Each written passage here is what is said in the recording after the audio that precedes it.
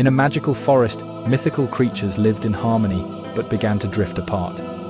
Elara, a young fairy, inspired by her wise grandmother Mira's ancient stories, wanted to restore their unity.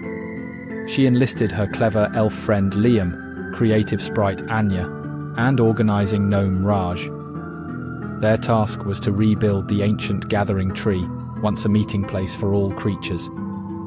Using their magical abilities, they gathered materials, wove enchantments, and restored the tree's splendor.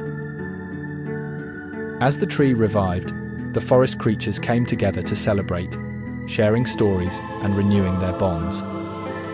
Through this process, Elara and her friends learned that magic, combined with kindness and cooperation, could heal and unite communities.